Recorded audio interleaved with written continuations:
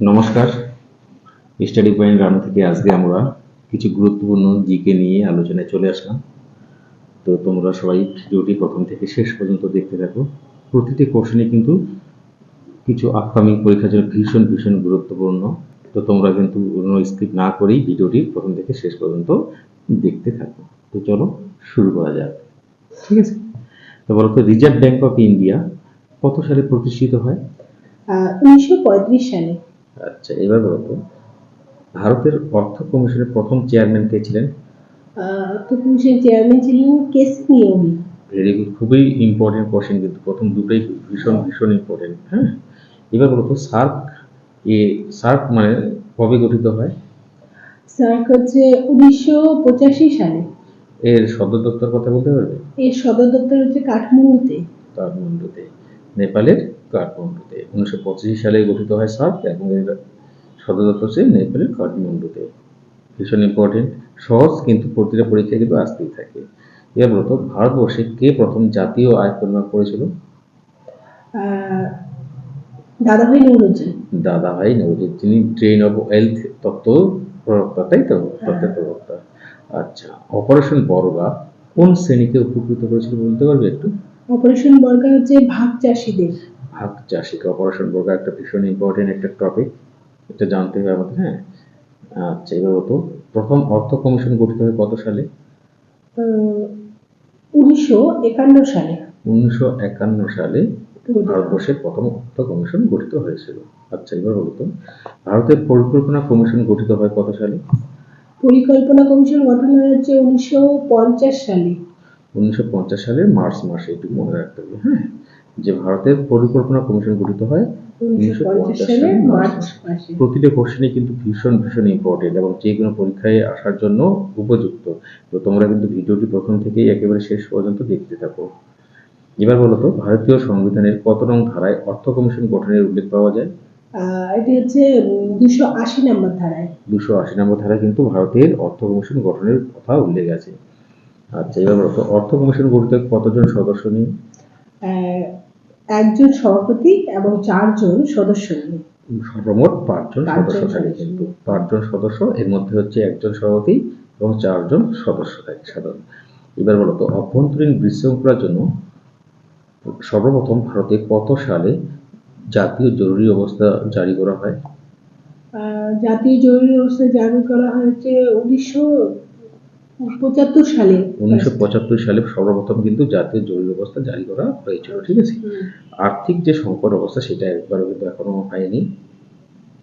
আচ্ছা, পার্লামেন্টের কোন কক্ষের সভাপতি ওই কক্ষের সদস্য নন, এটা বলতে পারবে?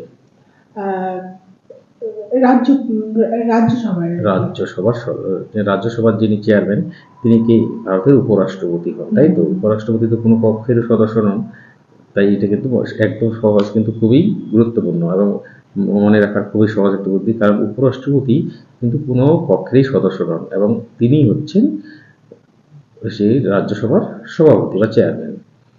এবার বলতো, ভারতীয় সংবিধানের কত নং ধারা অনুসারে সংসদের উভয় কক্ষে কেন্দ্রীয় বাজেট পেশ করা হয়?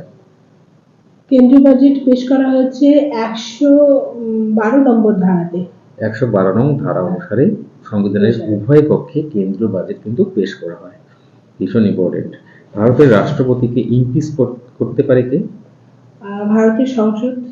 ভারতের সংসদ, যদি রাষ্ট্রপতির কোনো ফল্ট খুঁজে পাওয়া যায় তবেই কিন্তু শুধুমাত্র ভারতের সংসদ অর্থাৎ লোকসভা বা রাজ্যসভায় ইমপিচমেন্ট উল্লেখ মানে সেটা করতে পারেন, কিন্তু এখনো পর্যন্ত কোনো রাষ্ট্রপতির বিরুদ্ধে সেটা নিয়ে আসা কিন্তু এখনো পর্যন্ত হয়নি। এটা মনে রাখতে হবে যে 1947 সালে সংবিধান মানে ভারত স্বাধীন হওয়ার পর থেকে 1950 সালে রাষ্ট্রপতি পদ সৃষ্টি হওয়ার মানে শুরু থেকে এখনো পর্যন্ত কোনো রাষ্ট্রপতির বিরুদ্ধে এখনো কিন্তু ইমপিচমেন্ট জারি করা হয়নি।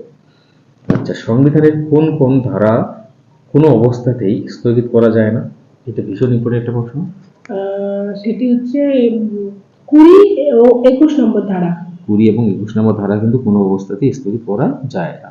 আচ্ছা, ভারতীয় শাসনতন্ত্র কোন দেশের অনুকরণে পার্লামেন্টারি শাসন ব্যবস্থার রূপায়ণ হয়েছে? এটি হচ্ছে ব্রিটেনের।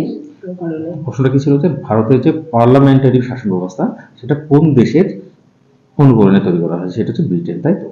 এবার বলতো পঞ্চবার্ষিকী পরিকল্পনার খসড়া চূড়ান্তভাবে অনুমোদন করেন কে? জাতীয় উন্নয়ন পরিষদ। পর্ষদ, ঠিক আছে। জাতীয় উন্নয়ন পর্ষদ হচ্ছে যে পঞ্চবার্ষিকী যে পরিকল্পনা, এখন তো পঞ্চবার্ষিকী পরিকল্পনা নেই, এখন কি তার পরিবর্তে কি এসেছে? নীতি আয়োগ, তাই তো। তো যখন পঞ্চবার্ষিকী পরিকল্পনা ছিল এবং সেটাকে চূড়ান্তভাবে অনুমোদন করতে হচ্ছে জাতীয় উন্নয়ন পর্ষদ। আচ্ছা, এবার বলতো কে প্রথম ভারতবর্ষের জাতীয় আয় পরিমাপ করেন? দাদাভাই নৌরুজি। দাদাভাই নৌরোজি। ভারতের আর্থিক নীতি প্রণয়ন কোন প্রতিষ্ঠান, মানে মানে ভারতের আর্থিক নীতি প্রণয়নে কোন প্রতিষ্ঠান সরাসরি যুক্ত? Reserve bank of India. Reserve bank of India. আচ্ছা, এবার বলতো ভারতের টাকা পূর্ণ পরিবর্তনযোগ্য কোন ক্ষেত্রে? ক্যাপিটাল অ্যাকাউন্টের ক্ষেত্রে। ক্যাপিটাল অ্যাকাউন্টের ক্ষেত্রে। এবার একটা ইম্পর্টেন্ট কোশ্চেন, বলতো সংবিধানের কোন সংশোধনের মাধ্যমে পঞ্চায়েতকে শাসনতান্ত্রিক মর্যাদা দেওয়া হয়? 73 নম্বর সংবিধান সংশোধনের মাধ্যমে। 73 নম্বর সংশোধনের মাধ্যমে। আর ভারতের পঞ্চায়েতি ব্যবস্থার কত স্তরে? 3 স্তরে, এটা মাত্র একটা, ঠিক আছে। তো ধন্যবাদ বন্ধুরা। তো ভিডিওটি প্রথম থেকে শেষ পর্যন্ত দেখে তোমাদের কেমন লাগলো সেটা অবশ্যই কমেন্ট করে জানিও। ভালো লাগলে লাইক করো এবং শেয়ার করে অন্যদেরকে দেখার সুযোগ করে দিও। নমস্কার।